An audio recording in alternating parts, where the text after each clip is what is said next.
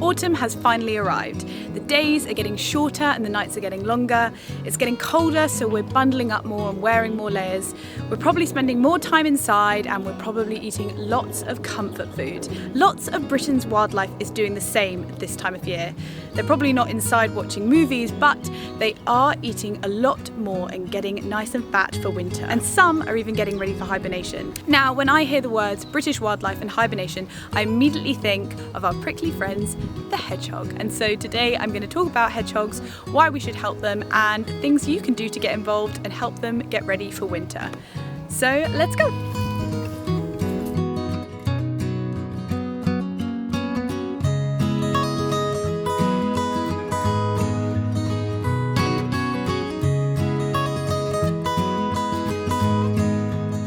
So hedgehogs are found all over the UK and are only absent from a few Scottish islands. They're found in gardens, hedgerows, grasslands, parks, cemeteries, woodlands. All of these are really important habitats for hedgehogs. Adult hedgehogs travel between 1 to 2 kilometres a night, and so that ends up being around 10 to 20 hectares. So in suburban areas, this means that they're ranging over entire neighbourhoods and housing estates. Hedgehogs are most famous for eating snails and slugs, but they also eat a range of other invertebrates from beetles, earthworms and caterpillars. So if you want hedgehogs in your garden, this is why it's so important to plant a variety of different plants and flowers to attract a whole range of different insects. So most animals have adapted to deal with the harsh conditions of winter and they don't hibernate.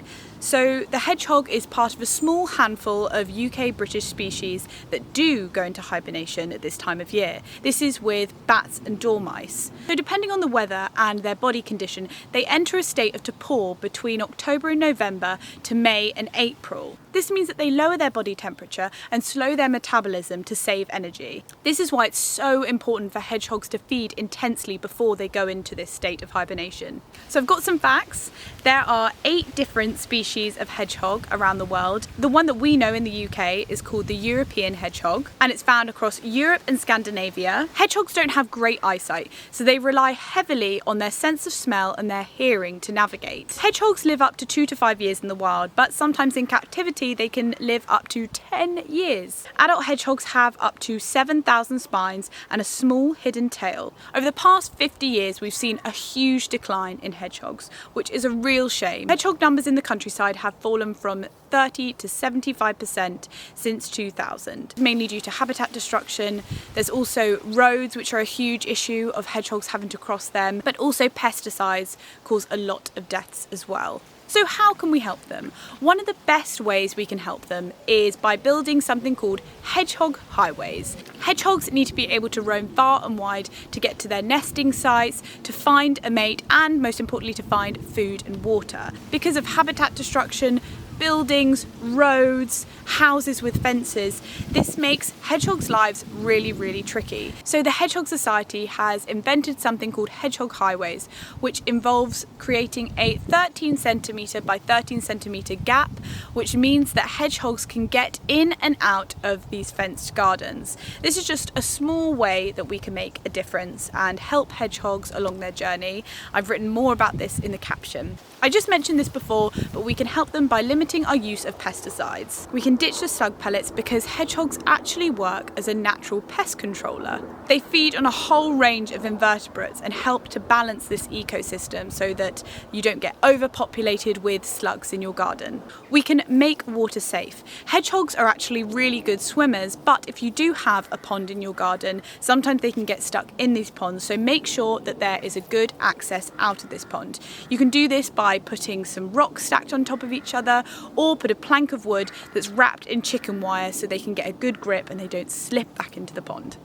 I also mentioned this before, but growing a huge variety of plants is really good. The more the variety of plants means the more variation of insects there'll be. Only will this attract hedgehogs because they'll want to eat all the yummy insects, but you'll see a lot more of other British wildlife, which will be really fun to look at. It's also getting to that time of year where we're making bonfires. So one of the best things you can do before setting your bonfire alight is to just check that there are no hedgehogs in there that have begun hibernating.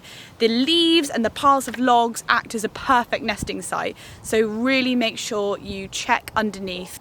That goes the same with mowing lawns as well. You want to make sure in long grass that they're not nestling in there somewhere.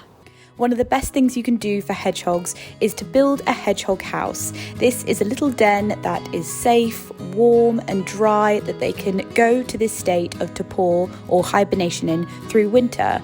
Now, I did a terrible job of filming and explaining this part, but I will link the instructions I followed to below. This is essentially a little house for them where they can keep safe, warm and dry throughout these periods where they are going to be in hibernation. Now, I also had lots of help with this and I wouldn't have been able to do this myself. And so if this does seem like something you can't do, leaf and log piles in your garden work just as well. The main thing is that it's dry and warm and safe from predators. And I will link a few different ways you can make a hedgehog house below.